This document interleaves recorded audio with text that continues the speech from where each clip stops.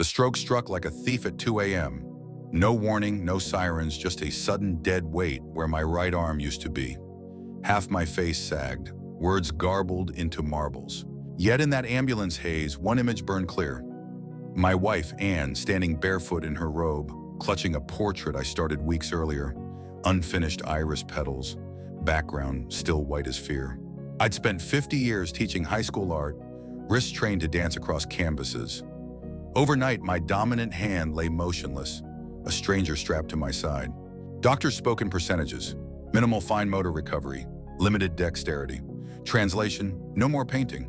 Anne nodded politely, but her eyes rebelled. She placed the half-done canvas on the hospital windowsill, colors catching fluorescent glare. "Finish it when you're ready," she whispered, kissing my numb fingertips. I couldn't squeeze back, but inside something clenched hard: refusal. Weeks in rehab slogged by, plastic-beaded mazes, foam blocks, alphabet puzzles for toddlers. Each failed grasp felt like tearing pages from the story of who I was. But every evening, Anne wheeled me to the therapy art room and propped the canvas against an easel. She'd sit quietly knitting while I stared at the painting I could not touch. One night, she showed me an old photo, us at 23, paint splattered, laughing, her hair streaked with cobalt from my reckless brush. "You gave me color then," she said. "Give it to me again." That sentence lit a fuse in dormant nerves. I made a vow my broken body couldn't yet keep. Learn to paint again. Left-handed, two-handed, any-handed, before our 52nd anniversary. 6 months. A promise crazier than hope, but hope is what strokes can't clot. And so began the most impossible composition of my life. A portrait forged from rehab rubber balls, spilled pigment, and a love that refused to hang unfinished on a sterile wall. Rehab smelled of antiseptic and reheated potatoes. Hard scents to mix with inspiration. Yet that's where my comeback studio took root. Occupational therapists taped butcher paper to the wall. I sat in a wheelchair, straps supporting limp torso, charcoal tied to a foam tube duct taped to my forearm. Day one drawing, indistinct smudge, more cloud than line. Therapist clapped like a kindergarten teacher. I cried like a betrayed maestro. Anne transformed our home into a recovery atelier. Dining table vanished under Play-Doh, stress putty, clothespins, anything to coerce fingers into remembering pressure. She wrote motivational quotes on sticky notes, but never generic cliches, always art history gems. Michelangelo, I am still learning. Matisse, creativity takes courage. Mirror portraits became exercise ritual. Each sunrise, I attempted a self-sketch, noticing incremental victories. The angle of an eyebrow captured a more confident mouth. Anne dated and saved every sheet, stacking them like geological layers of progress. Music-guided motion. We blasted Vivaldi's Spring during finger lifts. Lilting violins tricked nerves into fluidity. For grip strength, she chose blues riffs. My hand clenched stress balls to the beat. A community whispered rumors. He'll never paint again. Anne hosted Saturday gallery teas, pinning my crooked sketches along hallway walls, serving Earl Grey with unapologetic pride. Visitors left startled, imperfections displayed not as pity, but as postcards from a journey in motion. 3 months post-stroke, I graduated to acrylics. Brush handle thick as a drumstick, elastic band looping it to my halting fingers. Strokes came in tremors, but color finally kissed canvas. First attempt looked like a toddler's birthday card. Anne framed it above the coffee maker, captioned, "Proof of Possibility." Outside rehab hours, we practiced secret strategies. Picking up marbles with chopsticks for fine motor agility. Tracing Anne's silhouette on frosted windows to learn curves again. Signing left-handed thank you notes to nurses, each signature a micro-victory. Setbacks arrived uninvited. Hand spasms flung paint jars. Fatigue blurred vision. Frustration threatened surrender. Whenever despair peaked, Anne placed the unfinished iris portrait beside current work, old rendering from a right hand, new canvas awaiting left-hand resurrection. "Different tools, same artist," she'd say, resetting my compass. Slowly, color obeyed intention. Background washes smoothed, petal edges crisped. Anne's anniversary dress, a sage green she chose decades earlier, appeared layer by tentative layer on canvas, optimism in oil form. 90 days to the anniversary, the therapy team set a milestone. Paint a still life within 30 minutes. I chose 3 lemons, bright, forgiving shapes. Left hand quivered but delivered, citrus orbs luminous enough that a therapist asked if I'd switched hands in secret. I hadn't. I'd simply borrowed every ounce of Anne's certainty. Encouraged, I started portrait boot camp. Goal: capture her eyes, hazel flecked with gold, using my semi-rebellious hand.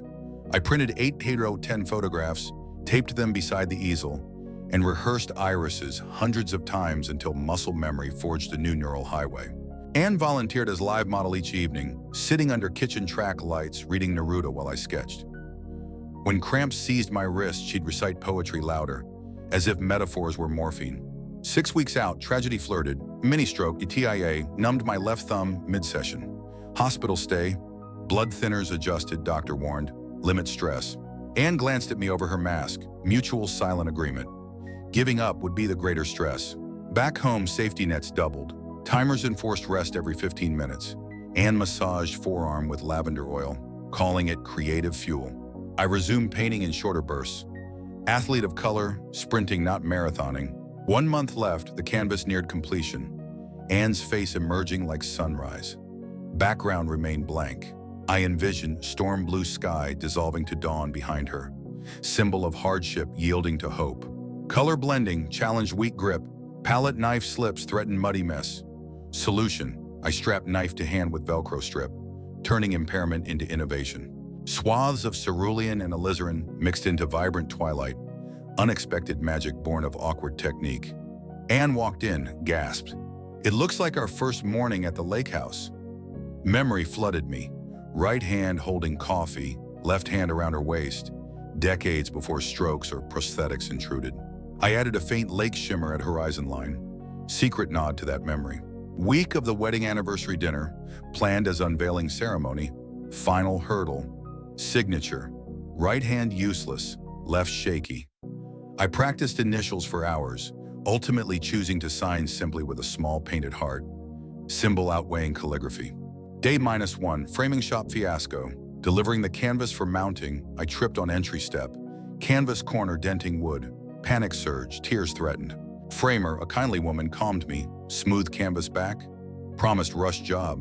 Anne arrived minutes later, hugged me despite fresh varnish smell. "Art survives accidents," she said, kissing the dented edge. Anniversary morning. Rain pattered gentle percussion on roof. The same sound as our wedding day 52 years earlier. I dressed slowly, charcoal suit jacket, left sleeve slightly shorter for easier brush control earlier. It now betrayed rehab wrinkles, but pride wore it like silk. Anne emerged in her sage dress, hair silver and radiant, eyes matching portrait paint. I hefted wrapped frame, hands trembled but not from weakness. Anticipation vibrated marrow. Friends and family gathered in our living room gallery of progress pieces. Gasps and smiles at crooked sketches, shaky lemons, each artifact narrating healing. Lucy, granddaughter from previous story, toasted, "To art that outlives obstacles." Anne led me to easel draped in linen. Heart drummed irregular jazz, cardiologist would scold. She squeezed my left hand, steadied rhythm to waltz. I spoke. This painting was born twice. Once with a hand that died, again with one resurrected by your love. Guess blurred, only her watery smile clear. I pulled cloth, unveiled portrait. Silence thicker than varnish, then applause swelling like orchestral finale. Anne touched the painted cheek, whispered, "You captured the part of me I thought time erased."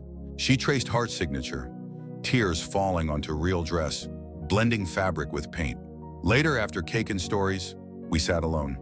Canvas leaned on mantle, lamp glow kissed brush strokes. Anne held my left hand, thumb stroking scars.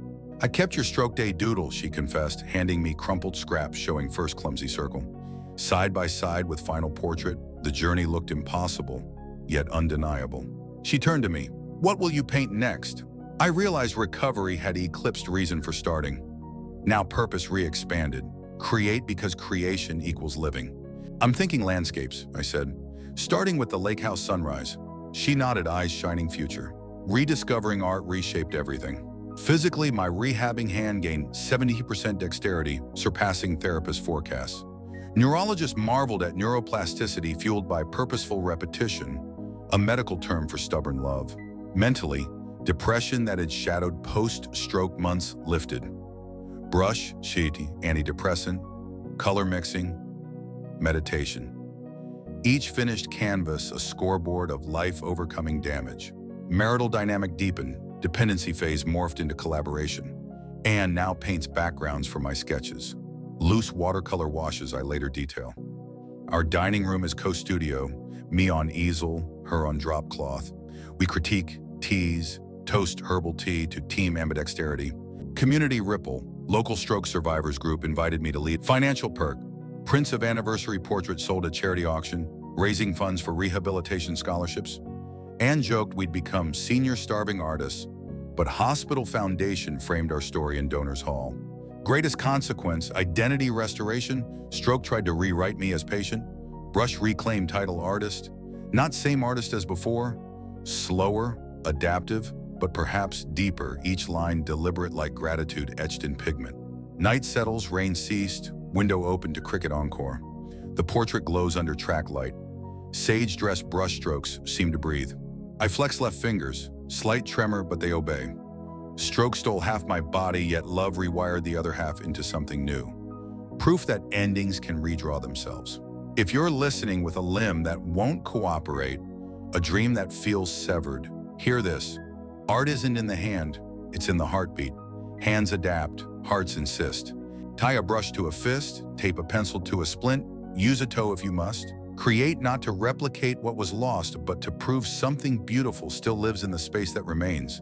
And if you're the caregiver, know your touch is primer on the blank canvas of recovery. Anne's steady palm turned the hospital corridors into studios, IV poles into easels. Never underestimate that power. If this story colored your spirit, subscribe for more late life resurrections. Tap like if a spark to create just twitched inside you, and drop a comment. What masterpiece will you craft with the part of you that survived?